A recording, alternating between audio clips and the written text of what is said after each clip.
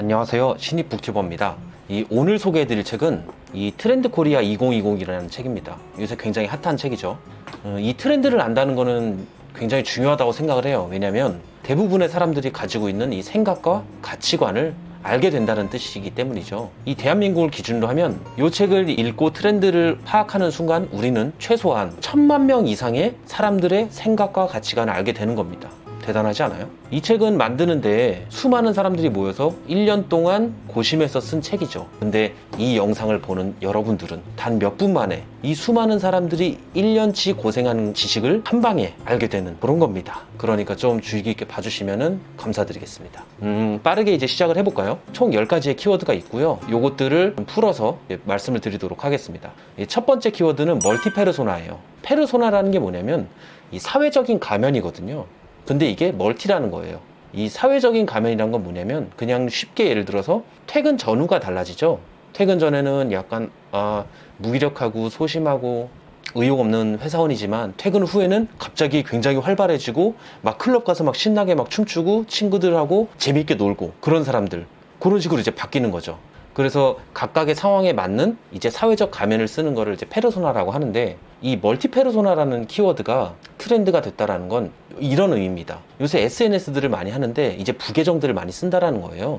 그래서 어떤 SNS 계정에는 굉장히 좋은 글, 이쁜 글만 쓰고 어떤 부계정에서는 굉장히 악플 글만 쓰고 또 어떤 계정에서는 지식인 같은 그런 모습들을 보여주고 다양한 가면을 쓰는데 이게 문제라는 거죠. 왜냐하면 너무 많은 사회적 가면을 가지고 있기 때문에 본인의 정체성을 잃어버릴 수가 있다라고 저자는 얘기합니다. 이 본인의 정체성을 잃어버리게 되면 나중에는 이제 AI에 휘둘리게 될 거라는 거죠. 우리가 흔히 유튜브를 보면서도 그렇잖아요. 알 수 없는 유튜브 알고리즘이 나를 여기로 이끌었다. 그런 겁니다. 내 정체성을 내가 정확히 파악을 하지 못하니 타인이 나의 취향을 골라주는 이런 문제가 생기는 거죠. 그래서 나는 내가 정말 뭘 좋아하는가 이런 거에 대해서 혼란을 겪게 될 거라는 거예요. 근데 사실 저는 이거는 굉장히 자연스럽고 건강한 현상이라고 생각합니다. 이 철학은 어떻게 삶에 도움이 되는가라는 이 책이 있어요. 이 책에서 보면은 정반대의 얘기를 합니다. 이 사회적 환경에 맞춰서 다양한 페르소나를 가지고 있는 거는 나의 심리적 안정감을 위해서 굉장히 건강한 행동이라는 거예요. 왜냐면 회사에서 받은 스트레스를 뭐 집에 가서 풀 수도 있고 결론적으로는 내가 안정된 상태로 가기 위한 나의 본능적인 행동이라는 거죠. 그렇기 때문에 꼭 멀티 페르소나를 가지는 게 나쁜 것만은 아닌 것 같다. 요거는 이제 제 생각입니다. 뭐 그렇지만 이 책에 나온 이제 다양한 가면들을 활용함으로써 정체성을 잃어버릴 수 있겠다라는 경각심은 가지는 게 좋겠죠. 이 두 번째는 라스트 핏 이코노미라고 합니다. 라스트 핏 이코노미. 마지막 순간의 경제? 사실 저는 이 단어도 그렇고 거기 나온 설명도 그렇고 굉장히 이거는 어거지로 묶었다? 이런 생각이 드는데 그냥 단순하게 제가 느끼기로는 이런 겁니다.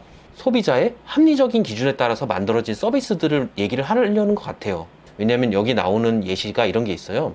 고객을 위해서 새벽 배송을 하는 업체가 생겨났다고 해요. 마켓컬리 같은 데는 고객의 편의성을 위해서 새벽 배송을 한다고 합니다. 그리고 요새 각광받는 주거지가 역세권이 아니고 슬세권이라고 해서 이제 슬리퍼 신고 왔다 갔다 할 수 있는 거리, 그리고 편의점에서 얼마나 가까운데 주거지가 있느냐, 이런 것들이 주거지를 선정 기준으로 바뀌었다고 합니다. 그리고 이 이동거리에 대해서 민감하다 보니까 약간 우리가 아는 유명한 자동차 업체인 뭐 볼보라던가 현대라던가 폭스바겐 이런 데들은 아예 자동차뿐만 아니라 단거리를 쉽게 오갈 수 있는 킥보드 같은 거를 실제로 킥보드 회사를 매입하고 생산도 하고 그렇게 고객들을 위한 이동수단을 제공하려고 노력하고 있다고 합니다. 그리고 고객들의 이제 만족감을 위해서 이제 여행 패키지에는 현지 체험형 액티비티가 많이 생겨났다고 합니다. 그러니까 이제 제가 느낀 핵심은 이겁니다.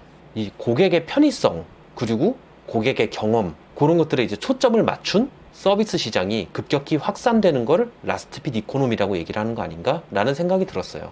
세 번째는 페어플레이어입니다. 이게 뭐냐면 공정성이에요, 그냥. 근데 이 대상이 누구냐면 90년대생, 그러니까 이 밀레니얼 세대들이 기성세대보다 좀 더 공정성에 굉장히 민감하다는 거죠. 어떤 부분의 공정성이냐? 출퇴근 시간이라던가 아니면 인사평가라던가 아니면 업무 분담을 하는 영역, 그리고 뭐 조별과제 이런 것도 그렇고 이 전 분야에 있어서 굉장히 공정한 걸 추구한다라는 거예요. 그리고 공정성을 벗어난 불평등에 대해서 굉장히 민감하게 반응한다라는 거예요. 이런 공정성에 대해서 굉장히 민감하게 반응하게 된 원인에 대해서 뭐 책에서 설명하는 건 그냥 이렇습니다. 이 지난 100년간 이 사회 구조가 격변을 겪으면서 나타나는 현상이라고 그러는데 사실 그렇게 와닿지는 않고요. 제가 느낄 때는 그냥 그래요. 어떤 느낌이냐면 그냥 이성적 합리주의자들이 좀 더 많아지고 그 사람들이 생각하는 것들이 그냥 대중에게 쏟아져 나왔을 뿐이에요. 예전에는 공정성에 민감하지 않았냐? 아니거든요. 예전에도 이런 거 민감했어요. 인사평가, 그리고 불평등. 예전에도 조별과제 저 엄청 싫어했습니다. 10년 전에도. 근데 그때랑 지금이랑 다른 게 뭐냐? 인터넷이 굉장히 발달을 했고 그로 인해서 사람들이 의견을 내기 굉장히 쉬워졌고요. 그리고 두 번째로 사회가 좀 더 어려워졌죠. 예전에는 일자리가 100개 있는데 낙하산 인사가 한 명 있다 그러면 아이씨 더럽지만 그냥 넘겨. 그랬지만 지금은 10개 있는데 하나를 차지해버린다. 포션이 다르잖아요.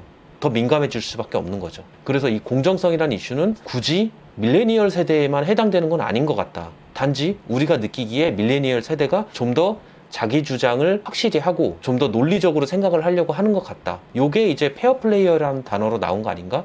저는 그렇게 생각합니다. 그리고 네 번째, 이 스트리밍 라이프인데요. 저 이거 좀 신선했어요.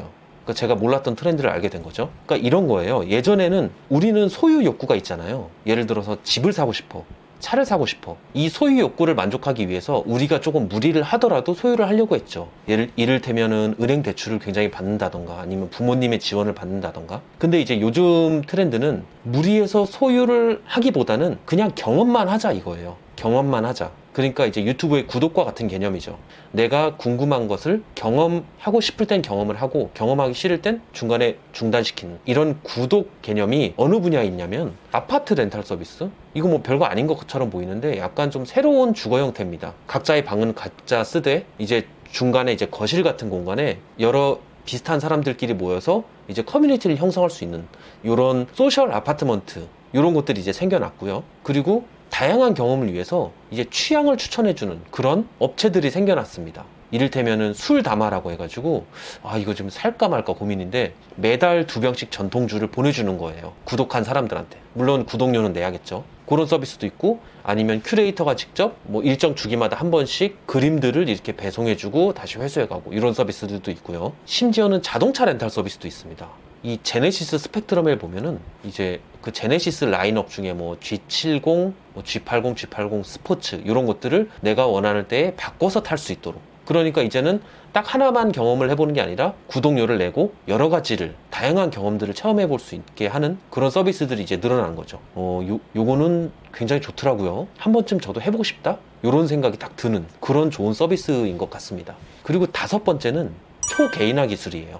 이거는 뭐냐면 쉽게 얘기하면은 그냥 기존보다 좀 더 세심하고 정밀한 고객 서비스인 거예요. 쉽게 얘기하면 이런 거죠. 옛날에는 내가 신발을 팔고 싶어. 그러면 그냥 사람들 관계없이 그냥 광고 메일을 쫙 뿌려버리잖아요. 뭐 수백 명, 수천 명한테. 근데 이제는 이 초개인화 기술이 점점 발전을 함에 따라서 맞는 사람들한테만 광고를 보내게 하는 약간 요런 느낌인 거죠. 그래서 내가 뭐 키높이 깔창을 판매를 하고 싶다 그러면 키가 작은 사람 혹은 키높이 깔창에 관심이 있었던 사람 그 사람들의 뭐 검색 데이터라든지 아니면 그 사람들의 구매 이력이라든지 이런 것들을 참조해서 맞춤형 광고를 보내는 이런 느낌인 거죠. 그러니까 이것도 쉽게 얘기하면 빅데이터 이렇게 볼 수가 있죠. 근데 이런 기술이 결국 지향하고자 하는 바는 이런 겁니다. 예측이에요. 예측. 뭐 쉽게 얘기하면 저는 이제 뭐 생필품 샴푸를 뭐 한 달에 한 번 사는데 이런 데이터들이 누적이 되면 나중에는 한 28일 정도 지났을 때 샴푸를 사세요 하고 이렇게 알람을 보내주는 거죠. 그러니까 이 사람이 언제 무엇을 하겠다라는 걸 예측해서 이 사람의 편의성에 맞춘 그런 정보나 서비스를 제공하는 그런 영역까지 넘어가는 걸 목표로 한다고 합니다. 여섯 번째는 팬슈머입니다. 팬하고 컨슈머, 소비자.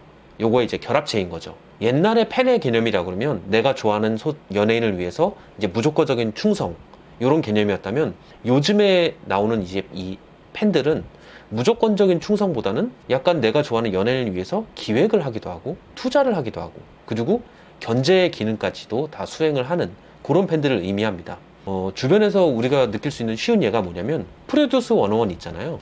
내가 직접 투표를 하고 그리고 이 연예인이 성장을 하는 모습을 보면서 내가 자부심을 느끼고 그리고 공감을 가지는 거죠.